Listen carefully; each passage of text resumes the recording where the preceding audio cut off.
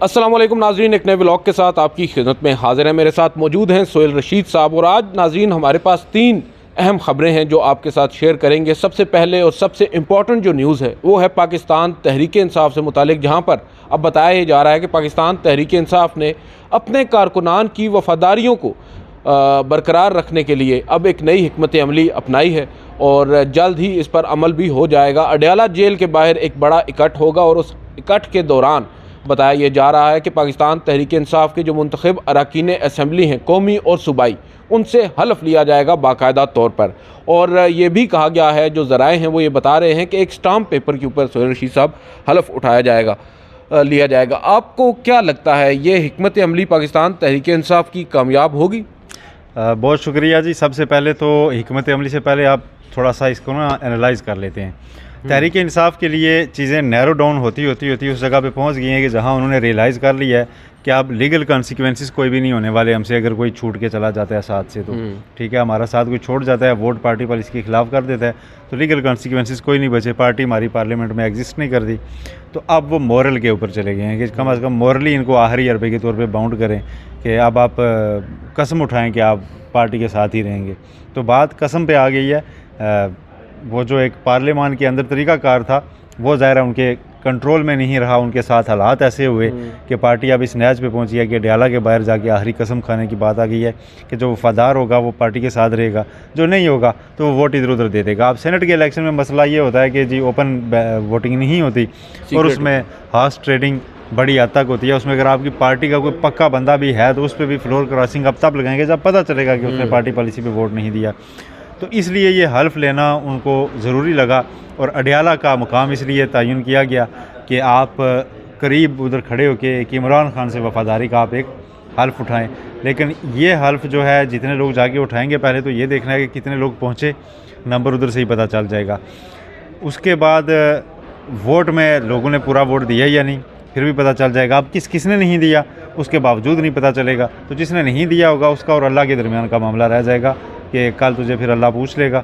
बाकी दुनिया के ऊपर उसका कुछ बाकी नहीं बचेगा। लेकिन मसला ये है ना, जब इमरान खान साहब की हुकूमत थी और आपको याद होगा कि अदम एतमाद आया चेयरमैन सेनेट सादिक संजरानी के ख़िलाफ़, तो अपोजिशन के नंबर पूरे थे। उन्होंने भी आपस में कस्में शस्में खाई, हल्फ लिए, खाना खाया और जाके वोट दिया तो अदम एतमाद नाकाम हो गई। और वोट देने के बाद दोबारा पहुँचे चाहे के लिए तो फिर सारे पूरे थे। तो आप किसे कहेंगे कि किसने वोट नहीं दिया था? तो ये खुफिया वोटिंग का एक साइड इफ़ेक्ट होता है। इमरान खान उस वक्त भी, जब ये वाक़या मैं सुना रहा हूँ, उससे पहले भी इमरान खान कहते थे कि आप इसको ना ओपन कर लें, सेनेट के इलेक्शन में इस मामले को ओपन कर लें ताकि पता चल जाए किसने किधर वोट दिया है, क्योंकि खुफिया से हॉर्स ट्रेडिंग होती है। लेकिन ये हकीकत है कि हॉर्स ट्रेडिंग से खाली कोई इलेक्शन कम ही पाकिस्तान में हुआ है सेनेट का। तो इस बार भी बेनिफिशियरी माजी में पीटीआई भी रह चुकी है सादिक संजरानी का। वो तो मैं वही बात तो कह रहा हूँ कि उसमें बेनिफिशियरी रही है वहाँ पे। लेकिन वो एक हॉर्स ट्रेडिंग होती है, आप पैसे दे के लोगों को ख़रीदते हैं, वो बड़ी बेनिफिशियरी होती है। एक होती है कि मुझे है हुक्म अज़ां, ठीक है, तो जो हुक्म पे होती है ना वो तो फिर तामील करनी होती है। तो पीटीआई जिसकी बेनिफिशियरी थी ना उसमें ये पैसे नहीं दे रहे थे, उसमें इनको कोई करके दे रहा था तो कोई और दे काम चल रहा था, ठीक है, काम चल रहा था। बाद में उसके बरमला एतराफ़ात भी हुए कि जी हमने किया था और फिर हमने छोड़ लेकिन दिया। ये सर हम सिर्फ एक सिंगल आउट तो नहीं कर सकते पाकिस्तान तहरीक इंसाफ को। आपके ग्राही का नाम आ जाता है यार हर जगह पे चल के ना। पिछले दिनों एक वीडियो आई, आसिफ जरदारी सादिक संजरानी एक शादी में इकट्ठे थे तो उन्होंने बैठते ही पूछा कि हाँ अब तेरा क्या बनेगा, अब तो फैज़ चला गया है। तो सर देखें, पहले फैज़ से फैज़ पाते रहे और अब फैज़ के ताने सबको दे रहे हैं। ये तो फिर अब हमारे जो सदर आसिफ अली जरदारी साहब हैं ये भी तो फैज़ हमीद साहब के बड़े करीब रहे हैं ना, तमाम लोग ही रहे हैं। सिर्फ फैज़ हमीद तो चले एक शख्सियत का नाम है ना, ओहदा तो सर वहीं पर है। आज जिनकी आप कह सकते हैं कि ख्वाहिशात पर जरदारी तो साहब ख्वाजा आसिफ आजकल जनरल बाजवा साहब की मतलब ना बाकायदा नाम के दुश्मन हुए हैं। लेकिन माजी में इनकी हवाले से सामने आया था, इन्होंने कभी तरदीद नहीं की कि 2018 के इलेक्शन में ये उनसे बाकायदा बेनिफिशरी होने के लिए कॉल करते रहे। और उसके बाद जब उनकी एक्सटेंशन का मामला था तो नून लीग तज़ब्ज़ुब का शिकार थी कि पता नहीं मियाँ साहब लंदन में बैठे हुए ये एक्सटेंशन देना चाहते हैं या नहीं। तो ख्वाजा आसिफ साहब उस वक्त टीवी शोज़ में बैठ के कहते थे कि जिन्हों शक के ना और लंदन कॉल करके क्लियर कर लिया आसम बाजू में वोट देना ही देना है। अब रात को एक शो में कह रहे थे कि बड़ी गलती हुई, एक्सटेंशन के लिए वोट नहीं देना चाहिए था हमें। अब इस तरह की बातें वो कर रहे हैं, या तो बेनिफिशरी कभी ना कभी कोई होता है, उसके बाद जाके दूसरी तरफ चले जाते हैं। हमारी बात और तरफ निकल गई। पीटीआई जो हल्फ ले रही है उसमें अब उनके पास और कोई ऑप्शन नहीं है कि वो हल्फ ही ले सकते हैं। क्योंकि अब इसमें एक और भी, हम अगर दूसरी स्टोरी की तरफ आएँ, जो सुन्नी इत्तेहाद कौंसिल है उसका एक फ़ैसला, नाज़रीन पेशावर हाई कोर्ट ने जो फ़ैसला तफसीली जारी किया है, उस फैसले में न सिर्फ मखसूस नशिस्तें आप पाकिस्तान तहरीक इंसाफ को ना देने का फ़ैसला हुआ है, जो फ़ैसला ऑलरेडी इलेक्शन कमीशन ने किया था उसको बरकरार रखा गया है, बल्कि यहाँ तक कह दिया गया है कि ये कोई पार्लिमानी पार्टी नहीं है, इनके पास वो दर्जा भी नहीं है। तो इसके जो आफ्टर इफ़ेक्ट्स हैं वो बड़े इंपॉर्टेंट होने वाले हैं। और उनके इसके आफ्टर इफ़ेक्ट्स, पहला तो ये है कि अब ये फ़ैसला तफसीली चूँकि आ गया तो ये यहाँ पे चैलेंज होगा। सुप्रीम कोर्ट में ये मामला देखा जाएगा कि पार्लिमानी पार्टी सुन्नी इत्तेहाद कौंसिल को डिक्लेयर करना है या नहीं करना, और उसमें बेंच की तश्कील बहुत अहम हो गई है। एक बार फिर मुझे लगता है कि चीफ जस्टिस काजी फायज़ ईसा ही ये केस भी सुनेंगे, क्योंकि ये क्यों लगता है? मुझे तो लगता है चीफ जस्टिस को मालूम है इस पिटीशन में अब आईनी नुकात भी आएंगे और ये बड़ा बेंच बनेगा, और इसमें सुप्रीम कोर्ट में ये मामला देखा जाएगा कि जब अगर किसी और बेंच के पास, इन केस मैं कहता हूँ कि जस्टिस मंसूर अली शाह के पास चला जाता है, वो बेंच के सरबराह होते हैं, और जस्टिस मुनीब अख्तर भी तो हो सकते हैं सरबराह, जस्टिस अतर मिनल्ला आ जाते हैं, और इस तरह के लोग आ जाते हैं, मुनीब अख्तर आ जाते हैं, आयशा मलिक आ जाती हैं। तो क्वेश्चन होगा कि पीटीआई इस साल पे क्यों पहुंची है, तो फिर वो सुप्रीम कोर्ट के अंदर ही बात अच्छी नहीं लगेगी ना, कि कोई जज उठ के कहे कि पार्टी को इलेक्शन से पहले इलेक्टोरल सिंबल से महरूम करना गलत बात। बड़ा इंपॉर्टेंट नुक्ता उठाया है नाज़रीन। ये सवाल वाकई में जब सुप्रीम कोर्ट ऑफ पाकिस्तान में ये केस आएगा और लेट से चीफ जस्टिस काजी फायज़ ईसा उस बेंच को ऐड नहीं कर रहे, जो कि काफ़ी ज़्यादा इम्कान है कि कर रहे होंगे, लेकिन अगर वो नहीं कर रहे होते और बेंच में जैसे मेम्बरान हैं उन्होंने बताए हैं, जस्टिस मुनीब अख्तर हैं, जस्टिस याहिया अफरीदी हैं, जस्टिस अतर मिनल्ला हैं, जस्टिस मंसूर अली शाह हैं, अगर इनमें से भी कुछ जजेस होते हैं और उनमें से कोई एक जज ये सवाल तो ज़रूर उठाएगा, क्योंकि हम बात करते हैं अगर पाकिस्तान तहरीक इंसाफ की, आपको याद होगा कुछ अर्सा कबल जब इंतखाबात का मामला था, जस्टिस अतर मिनल्ला ने ही सवाल उठाया था एक दफ़ा कि ये भी देखना होगा कि ये असम्बलियाँ टूटी, जो क्यों टूटी, वो क्या सवाल था आपको याद है? वो सूबाई असम्बलियाँ तोड़ी क्यों गई, ठीक है, तहरीर क्यों की गई, कि क्या किसी की इमाम के ऊपर की गई, किसी सियासी लीडर की खुशनुदी के लिए की गई, तो क्या ऐसा किया जा सकता है या नहीं, ये क्वेश्चन उस वक्त यहाँ पर ये सवाल इस तरह होगा कि ये जो पाकिस्तान तहरीक इंसाफ को पार्लिमानी पार्टी डिक्लेयर ना करने की बात हो रही है और उनको मखसूस नशिस्तें नहीं दी जा रही, इसकी असल वजह क्या है? आप तो वहाँ पर नोट तो करें ना, आप जो मुख्तलिफ नोट्स आए हैं ना इस दौरान उनको नोट करें। बल्ले वाले फैसले के बाद जैसे मंसूर अली शाह के मुख्तलिफ इलेक्शन मैटर्स के ऊपर दीगर जजेस के, जैसे इरफान सादत के, ठीक है जी, ये सब जजेस क्या लिख रहे हैं, मुअज़्ज़ज़ जजेस, उसमें उन्होंने नाम लिए बगैर लिखा है जी कि आइन जो है ना वो बड़ा मुकद्दम है और लोगों की राय बड़ी मुकद्दम है, और लोगों को अपनी मर्ज़ी की पार्टी या मेंबर को चूज़ करने से रोकना जो है ना वो बहुत बड़ी ज़्यादती है और डाका है, ये उनके आइनी हकूक़ पर डाका है। ये नोट्स लिखे जा चुके हैं सुप्रीम कोर्ट से, इसलिए मैं कह रहा हूँ कि बेंच की तश्कील बहुत मैटर करेगी। अगर ये मामला किसी और बड़े बेंच के सामने खुल गया कि जनाब वोट सबसे ज़्यादा हमें मिले हैं लेकिन हमारे पास इंतखाबी निशान ही नहीं था, उसके नतीजे में हमने पार्लियामेंट में जाने के लिए ये सेटिंग बनाई, उसको कह रहे हैं ये गैर आइनी है, तो हमें बता दें कि पीपल ऑफ पाकिस्तान की जो विल है वो पार्लियामेंट में जब रिफ्लेक्ट नहीं होगी तो उस पार्लियामेंट की जो लेजिस्लेशन है उसको कितना एक वैल्यू किया जाएगा। और वैल्यू क्या कि उस को जो अभी गवर्न कर रहे हैं पीपल्स पार्टी खामोश सी है, और नून लीग के अंदर से जो है ना आवाज़ों पे आवाज़ें आ रही हैं, जावेद लतीफ़ बोलना शुरू हो गए हैं सारे, वो तो ये कह रहे हैं कि शहबाज शरीफ की भी नहीं चल रही, ठीक है, कुछ वज़रा उनसे ताकतवर हो गए हैं, आपके साबिक बॉस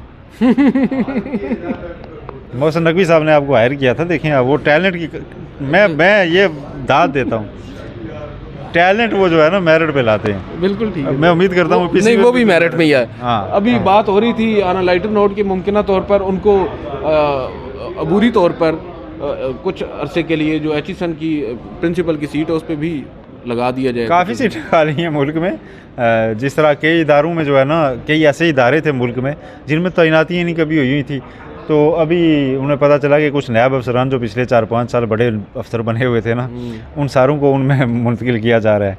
तुरबत चले जाओ जी महकमा तालीम नस्वां के डीजी लग जाओ, ठीक है सर। देखें ना ये ना घर वाले जाने दें उसे ना घर वाले साथ जाएँ। अच्छा इसके अलावा नाज़रीन, एक और जो बड़ी खबर आई है वो गुज़िश्ता रात को आई है, और वो ख़बर है जस्टिस काजी फ़ाइज़ ईसा साहब के हवाले से। कुछ लोग ये भी कह रहे हैं इज़राए तफ़न्नुन के उनकी एक और विकेट गिर गई है, और ये है जस्टिस याह्या अफरीदी साहब से मुतालिक। जस्टिस याह्या अफरीदी वो जज हैं जिनको माना जाता था, कुछ लोगों की जानिब से ये दावा किया जाता था कि वो चीफ़ जस्टिस काजी फ़ाइज़ ईसा के हम ख़याल ग्रोह में से एक हैं, और उन्होंने गुज़िश्ता रात अपना जो इख्तिलाफ़ी नोट है वो जारी किया है, और ये मामला है आइन के आर्टिकल 62(1)F के तहत ताहयात नाअहली का।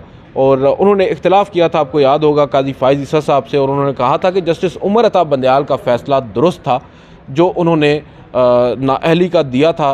ताहम वो ये भी वाज़ह कर रहे हैं कि उन्होंने ताहयात नाअहली अपने फ़ैसले में नहीं डिक्लेयर की थी, और ना ही उन्होंने कहा था कि 5 साल की नाअहली है। बेसिकली मुद्दा ये है कि इलेक्शन एक्ट के अंदर एक तरमीम की PDM की हुकूमत ने एक सादा अक्सरियत से, और उस तरमीम के ज़रिए जो नाअहली है उसको 5 साल कर दिया गया, और कुछ लोगों का ये मानना है कि वो सिर्फ़ और सिर्फ नवाज़ शरीफ साहब को बचाने के लिए किया गया। उसके बाद सवाल ये उठा कि एक जानिब सुप्रीम कोर्ट ऑफ पाकिस्तान का फ़ैसला है, उसमें नाअहली 5 साल से ज़ायद है, यानी ताहयात है, और डिक्लेरेशन तक है, अदालती डिक्लेरेशन तक, और उसके होते हुए कैसे सादा अक्सरियत के साथ सादा कानून साजी के ज़रिए पार्लिमान जो है उसको 5 साल कर सकती है। तो ये बड़ा ही एक इम्पॉर्टेंट क्वेश्चन था। जब ये तज़ाद सुप्रीम कोर्ट में पहुंचा तो चीफ़ जस्टिस काजी फ़ाइज़ ईसा ने इसके ऊपर एक लार्जर बेंच बनाया, और उस बेंच ने फिर ये डिक्लेयर किया कि ये जो सर उसकी डिक्लेरेशन ज़रा बताएं, जो फ़ैसला सुप्रीम कोर्ट ऑफ पाकिस्तान ने अभी सुनाया था। सुप्रीम कोर्ट ऑफ पाकिस्तान ने तो ये कहा था कि ताहयात नाअहली नहीं होगी, और समीउल्लाह बलोच केस जो है ना उसको ख़त्म किया था उसके फ़ैसले को। जस्टिस याह्या अफरीदी ने इस पर इख्तिलाफी नोट ये लिखा है कि समीउल्लाह बलोच केस में तो ये कहा ही नहीं गया था कि ताहयात नाअहली होगी, वो तो उसमें ये कहा गया था कि जब तक किसी के खिलाफ डिक्लेरेशन इन फील्ड है तब तक वो नाअहल है, और जब वो डिक्लेरेशन ख़त्म हो जाएगा, ठीक है, तो उसके बाद वो अहल हो जाएगा। तो वो तो ताहयात नाअहली की बात ही नहीं करता, जिसे आप ताहयात नाअहली का ताना दे दे के आपने ख़त्म किया जस्टिस उमर अता बंदयाल के। और उस पर उन्हें यह भी कहा जाता रहा जी कि उनको देखें, पहले उन्होंने ताहयात नाअहली खुद की, उसके बाद उन्होंने फैसल वावड़ा की ख़त्म कर दी। नो, उन्होंने फैसल वावड़ा से मतलब डिक्लेरेशन ख़त्म कर दिया, तो डिक्लेरेशन इन फील्ड नहीं रहा, तो वो अहल हो गए। तो बेसिकली ये वो फैसले की तशरीह थी जो जस्टिस याह्या अफरीदी ने उसकी की है कि समीउल्लाह बलोच केस में अदालत ने आइन के मुताबिक ये कहा था, और साथ उन्होंने ये कहा कि 18वीं तरमीम में जब सारी सियासी जमातों ने ये तरमीम की तो उसमें 62(1)F में नाअहली की मुद्दत का तयन नहीं किया गया, और जब लेजिस्लेचर ने नहीं किया और सारी पार्लियामान ने मुश्तरका तौर पर एक तरमीम की, और उसमें अगर ये बात नहीं एड्रेस की गई तो सुप्रीम कोर्ट को अपने पास से उस में नई चीज़ घुसना चाहिए, क्योंकि वो एक मुतफ़िका तरमीम थी और उसको बड़ी रिस्पेक्ट देनी चाहिए, ऑनर करना चाहिए, और उसका जायज़ा लेते हुए बहुत मोहतात रहना चाहिए। ये जस्टिस याह्या अफरीदी ने लिखा है, यानी कि जो चीफ जस्टिस काजी फ़ाइज़ साहब का फ़ैसला है और दीगर साथी जजेस का, उस पर उन्होंने कहा है जी कि आपने 18वीं तरमीम जो आइन में थी उसको अपनी तरफ से मतलब ना उसमें चीज़ें डाली हैं जो कि बनती नहीं थी, क्योंकि पार्लियामान ने एक इलेक्शन एक्ट में तरमीम करके पहले ही उसका असर ख़त्म करने की कोशिश की, जो कि समीउल्लाह बलोच केस में आइन की तशरीह हुई थी, तो उसका सादा कानून साजी से नहीं मामला हल हो सकता था।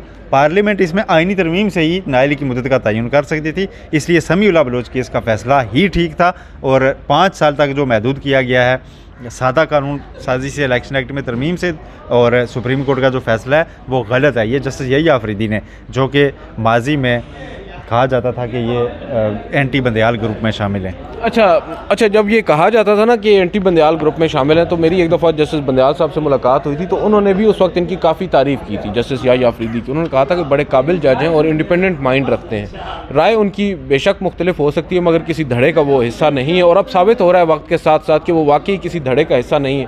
लेकिन यहाँ पर एक सवाल पैदा होता है कि क्या चीफ़ जस्टिस काजी फ़ाइज़ ईसा, अगर मैं जान की अमान पाऊँ तो कहूँ कि क्या उनके कौल व फ़ेल में तज़ाद है। एक जानिब वो कहते हैं कि पार्लिमान सुप्रीम है, दूसरी जानिब वो इस तरह का फ़ैसला देते हैं जस्टिस याह्या अफरीदी साहब ये अखज़ कर रहे हैं कि हम पार्लिमान के मामलात में मुदाखलत कर रहे हैं। जस्टिस याह्या अफरीदी जो बात कह रहे हैं वो ये कह रहे हैं कि जो पार्लियामेंट ने हाँ कि पार्लियामेंट ने जो आइन में तरमीम किया हम उसमें मुदाखलत कर रहे हैं। चीफ जस्टिस काजी फ़ाइज़ साहब ये कह रहे थे कि नहीं, उन्होंने जो इलेक्शन एक्ट बना दिया है ना, तो हम उसको जनाब ख़त्म नहीं कर सकते, हम उसको रिस्पेक्ट देते हैं, ठीक है। तो सादा कानून और आइन ये दो चीज़ें जो है ना ये इसके ऊपर सारा तजाद है और आइन यकीनन उसमें मुकद्दम है। और अगर आइन में एक चीज़ वाज़े है और 18वीं तरमीम में उसको छेड़ा गया, लेकिन एक हद तक छेड़ा गया और आगे उसमें मुद्दत का तयन नहीं किया गया, तो उसके बाद ये बात जस्टिस यही आफरीदी की ज़्यादा मुनासिब महसूस होती है कि सुप्रीम कोर्ट को उसमें नहीं करना चाहिए। सुप्रीम कोर्ट को इतना लिखना चाहिए था जी कि आइन में आपने नहीं दिया, आइन में आप जब दे लेंगे तो दे लीजिएगा, हम तो इसमें कुछ नहीं कर रहे। और इलेक्शन एक्ट जो है ना, वो सादा कानून साजी से उसको ओवर राइट आप नहीं कर सकते। ये एक बिल्कुल मुनासिब राय मुझे जैसे यही आफरीदी की लगी है। अच्छा, एक मैं जाते जाते आपसे एक बात पूछना चाह रहा था कि पाकिस्तान तहरीक इंसाफ की जाने से 2 दरख्वास्तें धांधली के खिलाफ सुप्रीम कोर्ट में आईं। एक तो इन पर्सन की थी शेर अफजल मरवत साहब ने, उनके वकील थे रियाज हनीफ राई साहब, मगर दूसरी दरख्वास्त वो बड़ी इंपॉर्टेंट है। वो दरख्वास्त दायर की हामिद खान साहब ने और उस दरख्वास्त को अभी तक बताया ये जा रहा है कि समाअत के लिए मुकर्रर नहीं किया गया। आपके पास एतराज़ भी नहीं लगा उस पर? एतराज़ की भी मैंने कंफर्म करने की कोशिश की है, मेरी इत्तलात के मुताबिक अभी तक कोई एतराज़ भी नहीं लगा। तो आपको क्या लगता है कि ये दरख्वास्त आइंदा हफ्ते समाअत के लिए मुकर्रर हो सकती है, और किस हद तक ये नागुज़ीर हो चुकी है अब इसका समाअत के लिए मुकर्रर होना? देखें, अब एक टाइम फ्रेम तो तय है कि 184(3) के तहत जब एक दरख्वास्त आती है तो उसके ऊपर कमेटी ने फ़ैसला करना है। जुमेरात कब है? जुमेरात को कमेटी का मेरा ख्याल है इजलास मुतवक्के है।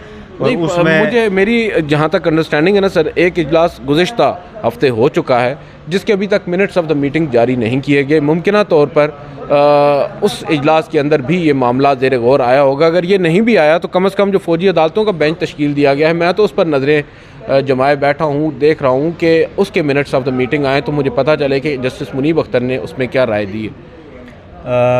ये वाकई जस्टिस मुनीब अख्तर के आने से एक मामला तो निकला था कि अब शायद जस्टिस मंसूर अली शाह किसी हद तक तो चीफ जस्टिस के साथ एग्री करते हैं, लेकिन बाज़ मामलात के ऊपर एन मुमकिन है बिलखसूस जो PTI के रिलेटेड मुकदमात हैं उनमें वो चीफ जस्टिस को ये मशवरा दें कि आप इस बेंच में आप ना बैठें, किसी और को वो करने दें, क्योंकि पहले वो मसला है तो बेहतर होगा कि आप कंट्रोवर्सी से दूर आ जाए। ऐसा भी नहीं कि आप उनके केसेस ही छोड़ दें और मान लें उनकी राय जी कि आप मतनाज़े हैं, ये भी ना करें, लेकिन बड़ेपन का मुजाहरा करें। हाँ, जो चीज़ें चीफ जस्टिस उमर अता बंदियाल करते थे वो ना करें, आप बांट दें बाकी बेंचेस में भी इन चीज़ों को, केसेस को जाने दें, देखने दें वहाँ पे इनका क्या फेट निकलता है, या फिर कोई फुल कोर्ट बना लें या लार्जर बेंच बना लें।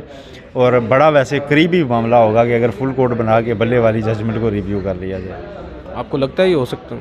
ठीक है, उसके बाद एक कोई ना कोई रास्ता निकाला जाए। मुल्क बड़े इंतशार का शिकार है, मुझे लगता नहीं, लेकिन मैं उम्मीद रखता हूँ हमेशा। हाँ, उम्मीद पे दुनिया कायम है। चीज़ें निकली हैं, समीउल्लाह बलोच केस रिवर्स कर दिया, उसके लिए आपको 10-15 साल इंतज़ार करना पड़ेगा। तो उसमें एक करीब से थोड़ा सा कर लें। सड़कों पे इंतशार, रमज़ान गुजर रहा है तो खामोशी आई, मैं आपको बता रहा हूँ। रमज़ान के बाद कहीं ना कहीं से आवाज़ें उठेंगी, सियासतदान खामोश नहीं बैठा करते, जो अपोजिशन जमातें हैं वो अपनी स्पेस लेने की कोशिश करेंगी। और उसमें मुल्क में आपकी महंगाई की तरफ जा रही है। अब जो इतलात चल रही हैं कि बिजली और गैस खौफनाक कीमतों में इजाफा होने जा रहा है, पेट्रोल, तो इसमें अगर ऊपर से एहतजाज होंगे तो मसाइल हो जाएंगे। तो एहतजाज से रोकने के लिए सख्ती ज़रूरी नहीं होती कि जी आप बंद कर दो, आप उन लोगों को इंगेज तो करें ना, उनको आप इंक्लूड कर दें सारे प्रोसेस में। तो इंक्लूड करने का तरीक़ाकार मौजूद है, पटिशन्स आपके सामने पड़ी हुई हैं। तो मैं नज़रिया ज़रूर तो नहीं कह रहा, लेकिन मैंने यहाँ पे सॉरी टू से नज़रिया ज़रूर देखा है सारे केसेस में कि आप करते हैं कि जी इसमें तो इंतशार हो जाएगा, ये हो जाएगा, वो हो जाएगा। तो थोड़ा सा यहाँ भी देख लें, कोई नहीं, राह निकलती है तो निकाल लें, बचत हो जाएगी सारों की, और हो सकता है कि आपके हीरो बन जाएं दोबारा चीफ जस्टिस साहब। वो आप कभी नहीं बन सकते। बहरहाल आज की इस वीडियो से इतना ही नाज़रीन, मुझे और सोहेल रशीद साहब को इजाज़त दीजिए। अल्लाह हाफ़िज़।